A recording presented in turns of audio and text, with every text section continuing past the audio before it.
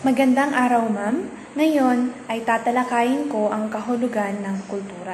Kultura ay siyang humuhubog sa ating pagkatao, sapagkat ang kultura ay binubuo ng ating isip, damdamin, gawi, kaalaman, maging ang ating paniniwala, tradisyon o ang paraan ng ating pamumuhay. Sa madaling salita, ang kultura ay siyang umiimpluwensya o ang kultura ang mag-iimpluwensya sa paraan ng ating pag-iisip, sa paraan ng ating pag-iisip o ang paraan ng ating pamumuhay. At kung ang kultura ay binubuo ng ating isip, damdamin, gawi o mga kaalaman, sa pamamagitan din ng wika ay naipapakita natin ang pagkakaiba ng ating kultura. Kumbaga, ang wika ay siyang nagsisilbing kasangkapan upang bigyan ng diwa o buhay ang ating kultura. Sinasabi nga na walang kultura kung walang wika at walang wika kung walang kultura. Sapagkat ang wika ay siyang nagpapakita ng pagkakaiba ng bawat isa sa atin at dito natin nakikita ang identidad ng bawat kultura ng isang lipunan o ng isang grupo. Kaugnay nga sa sinabi ni Edward Burnett Tylor, ang ama ng antropolohiya, na ang kultura ay isang kabuuang kompleks na may malawak na saklaw, kabilang dito, gaya ng sinabi ko kanina, ito ay binubuo ng ating isip o ang kaalaman, paniniwala, maging ang moral o value o ang kaugalian ng tao bilang miyembro ng isang lipunan. Moralidad, ito ang batayan ng kabutihan o kasamaan. Sa madaling salita, anumang natutuhan mo sa inyong lipunan, ito ay tumutukoy sa inyong kultura. O ang kultura ay anumang natutunan mo sa inyong lipunan. Halimbawa, kung ang natutunan ko sa aming lipunan na ang pagpatay ay hindi masama o hindi kasalanan, so ibig sabihin, yun ay tumutukoy sa aming kultura. Ay yun ang natutunan ko. Kung siya naman ay kung ang paniniwala naman niya na ang pagpatay ay isang malaking kasalanan dahil yun ang natutunan niya, yun yung kinasanayan niya sa kanyang lipunan o yun ang natutunan niya na paniniwala ng pagpatay ay malaking kasalanan. So, yun ang kultura niya. Anumang bagay na natutunan mo o nakasanayan mo sa inyong lipunan, yun ay tumutukoy sa kultura na kung saan ito ay nag-iimpluwensya o humuhubog sa iyong pagkatao. Sabi naman ni Leslie A. White na ang kultura ay isang organisasyong penomena na sumasaklaw sa aksyon o ang paraan ng pag-uugali, bagay at iba pang mga kasangkapan o ideya o ang paniniwala at kaalaman. So magkaugnay lamang ang kanilang mga binigay na definisyon tungkol sa kultura na kung saan isa lamang ang tinutumbog nito. Ang kultura, ito ay mga natutunan natin o natutuhan natin sa ating lipunan. Ang kultura ay anuman mga nakasanayan natin sa ating lipunan na na-adapt natin sa ating sarili at naiimpluwensyahan ang ating paraan sa pag-iisip, paraan ng pag-uugali at paraan ng ating pamumuhay. So, anuman ang mga natutunan natin sa ating lipunan o anuman ang mga nakasanayan natin sa ating lipunan ay ito ang humuhubog o umiimpluwensya sa ating pagkatao, lalong-lalo na sa ating paraan ng pag-isip at sa ating pag-uugali. Kaugnay nito, ang kultura ay nagpapakilala kung sino at ano tayo.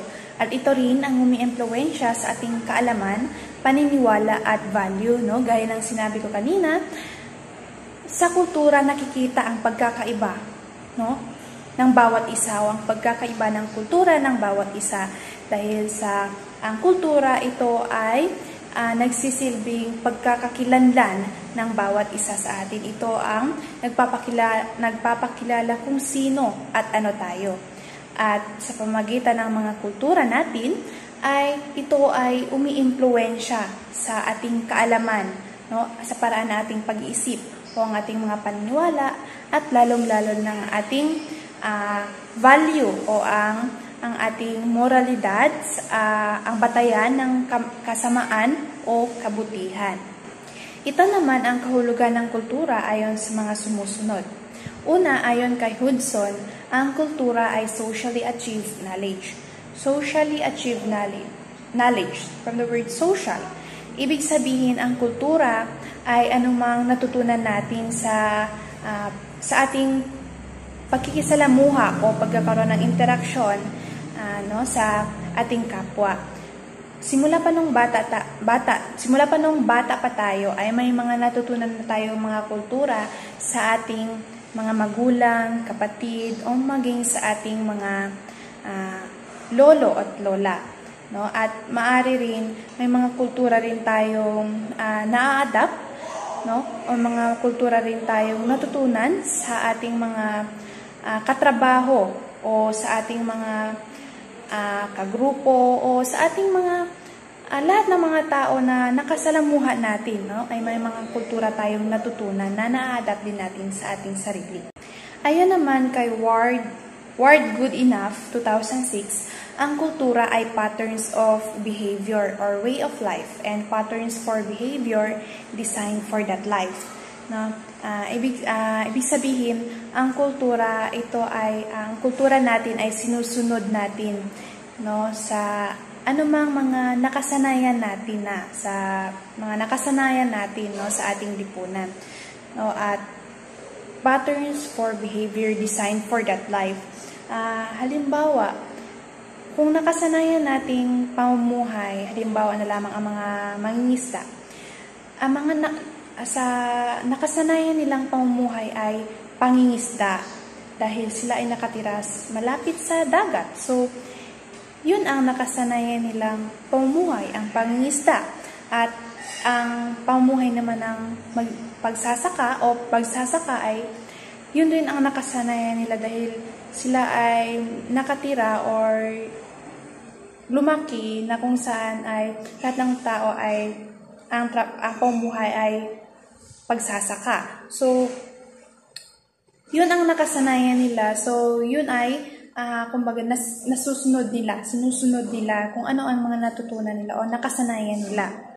Ayon naman kay Tim Breza, ang kultura ay kabuuan ng mga natamong gawain, mga natutunang huwaran ng pag-uugali at mga paraan ng pamumuhay sa isang takdang panahon ng isang lahi o mga tao. So, ibig sabihin, ang kultura ay, yun, gaya ng sinabi ko kanina, ito ay lahat ng mga natutunan natin. Mabuti man o masama, ito ay kultura. No? At ang kultura ay maaari din itong magbago, no? Depende sa lahi o sa takdang panahon ng isang lahi o mga tao. At alam naman natin, may mga kultura tayo noon na hindi na natin nadadala ngayon o nagbabago na. No, hindi na natin hindi na natin sinusunod ngayon, at maaring mga kultura natin ngayon ay maaring magbago din sa mga susunod na henerasyon. Natutunan. Ang tao ay sinilang at inalagaan ng mga magulang at kung paano siya inalagaan, pinapakain o pinakain, pinaliliguan, dinadamitan at iba pa. Sa madaling salita, ang natutunan mong kultura ay galing sa iyong mga ninuno na kung saan galing sa lolo, lola at pinasa sa nanay o tatay na kung saan ginagamit mo itong panghalubilo sa pang-araw-araw. Dalawang uri ng pag-i-interact o pagkipaghalubilo. Ang una ay enculturation, ay isang proseso ng pagkuha ng mga katangian sa ibang kultura. Ang isang tao rito ay pinag-aaralan ang kultura ng iba. Nagiging magaling siya sa wika, kultura o pananalita. Halimbawa nito na kung ako ay pupunta sa Pagadian City, napag-aralan ko na ang wika na ginagamit nila at ano ang mga kultura nila. Naipapakita ko na magaling ako sa pagpapakita ng kultura nila kaysa sa sarili kong kultura. At ang panghuli naman ay socialization.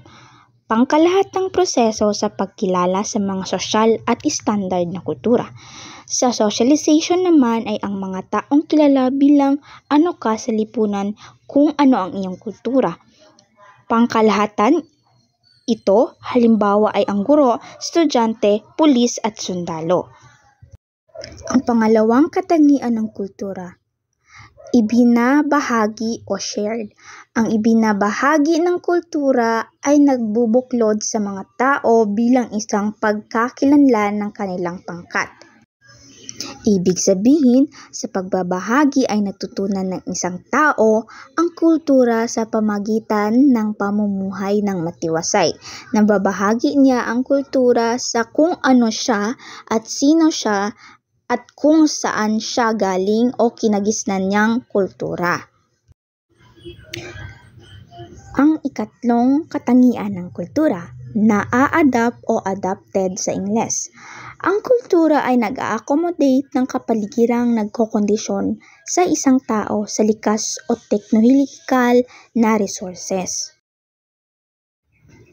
Pag-adapt o na-a-adapt ay isang katangian o ikatlong kultura. Halimbawa ay ang Eskimo ay isang pamilya na namumuhay bilang simpleng kabuhayan lamang. Nararanasan nilang kumuha ng pagkain sa kapaligiran gaya ng pangangaso o pangingisda. Nakatira sila sa snow o may yelong lugar.